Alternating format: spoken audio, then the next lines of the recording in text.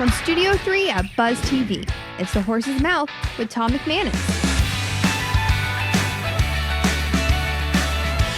All right, time once again here for The Horse's Mouth at the bar, back at Tommy Mac's, a Boy Scouts of America special edition, brought to you by our friends at Synovus Bank and, of course, at Goodfellas Cigar, Lounge, and Spirits. Our good friend David Sillick is back at the bar. David, how are you, my man? Tommy, thanks for having me. Always great to see you. Appreciate it, man. You brought some former Cub Scouts, Eagle Scouts, Star Scouts, all kinds of scouts from the Boy Scouts of America.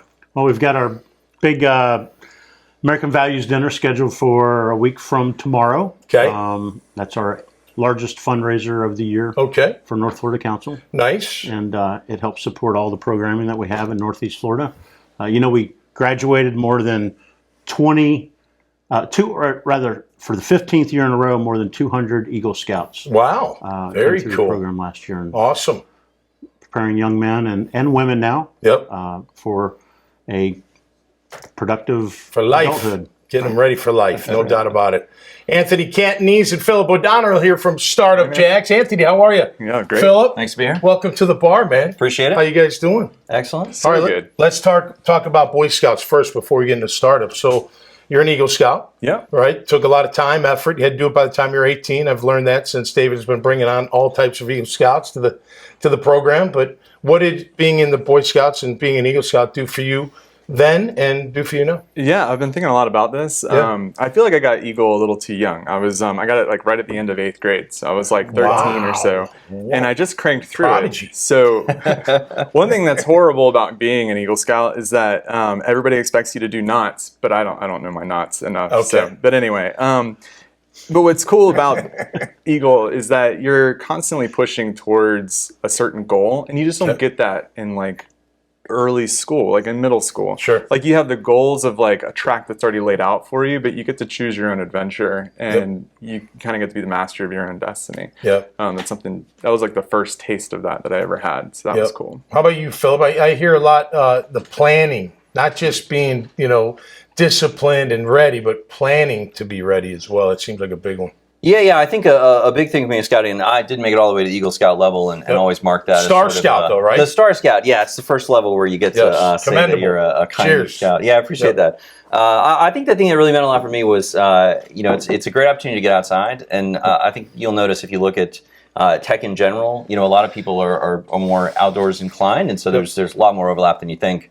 To people who are doing that, and sure, if you're not in an experience where people are really pushing you to get out there, to do some camping, to light a fire, we're talking about lighting, get something going and things, you never really appreciate that until you've been able to do it, and then it puts you back in that mindset of like, I need to be a part of the world around me and not just kind of in front of my computer all day. Yeah. That's the message that we constantly get in terms of watch Castaway and you'll get it. Exactly. When he gets the fire on the base, that is exactly where it comes from. Exactly. He doesn't even know what to do. All right, let's talk Startup Jax. Anthony, you're the early founder. Yeah, and of course, early Phillips, now your new partner brought on. But tell us about Startup Jax, how you got it started. Yeah, so we've been doing Startup Jax now since about 2013 or so, 2014. So we've been running for a while. We have about 1,400 members all across the city, from people that are starting hair salons to people that are doing some, I don't know if you've heard about Redwire or Made in Space. Like they're some of our earliest entrepreneurs that joined us. Yep. And it's just a place to go and just find your tribe,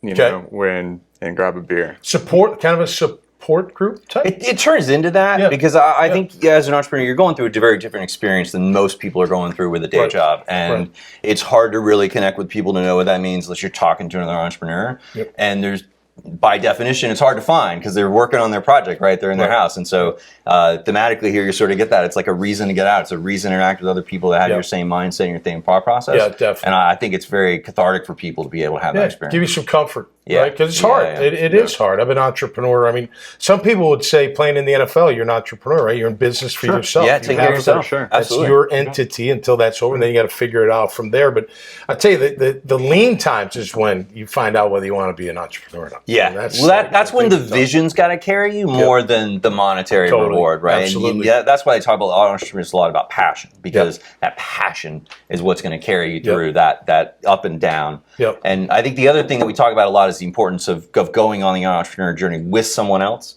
as a partner, as a co-founder. Not just for spreading the work around, but you get the natural ebb and flow of your sort of emotional cycle. And when you're really up, they might be down, and the other way around, and you kind of balance each other out. And so that's why when we first started, even with, you can call this a startup, we like to think of treat it that way. That we balance each other out too. And you can carry that through to a lot of cases. So you guys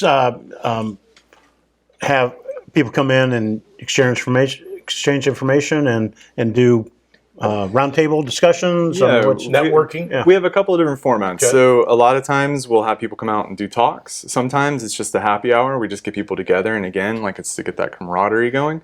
A lot of times it's where we'll have an expert come in and talk about, like, hey, this is why you need a patent, or this is how this works. And they just talk through the mechanics of, as your business is growing, this is how you should be thinking about things. So we're not really trying to, we want it to be networking, but networking because people are on the same journey as you, not necessarily to sell services. How about the, because entrepreneurs, like when you come up with an idea or a project, right? You believe in it so much. How do you, what's the message to them to, like, because I always felt like, look, put it out to your really good friends that are going to tell you the truth. Whatever it is, a script, a project, whatever. Someone you trust that's going to say, or wow, kind of cool. That circle. Maybe it's part of your group, right? But how do you, because everyone has great ideas. Like, they think they have great ideas, and some are great. And some are great just to that person, right? It's just tough. But how do you get that message across? Like, all right, hey, here, look, we're all dreamers. That's what I'm a dreamer. I've been one forever.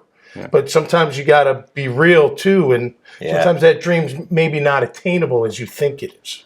It's tough. It's a tough conversation. It's very tough. But without it, very hard. I think it's, because entrepreneurs need that. They need that. Okay, you know what? Maybe that's not the path. Maybe I have another idea. Maybe I have another project. Maybe there's something else sitting there for me. But I'm speaking from experience. That validation step, right? The earlier you can get that feedback in the most honest way, you're just going to save yourself a lot of time, because it's easy to get caught up in an idea, right? And you get really passionate about it. Totally. And especially in the tech space, because most of what you're doing isn't talking to people, is going to sit in front of your computer and coding stuff, and that's fun for coders, right? And so you build this whole product out. You spend a year coding something, and then you put it out there, and people are like, well, that's not of any interest to me, and it's like devastating.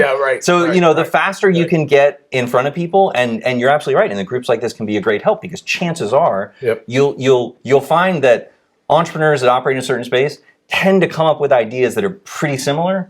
And if you come and say, oh, I've got this great thing, chances are somebody in that room is going to raise their hand and say, hey, I tried that. Here's the 5 things you need to know. Not to say stop, but just here's what you're going to have to figure out that maybe you don't know. They've been down that path. Right? They've been down the path, and they've seen it. One of my favorite people that come in are people that have those big ideas, but it's so big, it's almost overwhelming. Deafening. It's suffocating for them. They have no idea how to even get started. So without trying to kill their idea, you help them whittle it down into, like, what's the one little thing that you can do really well. Like, that first couple of steps are the most important.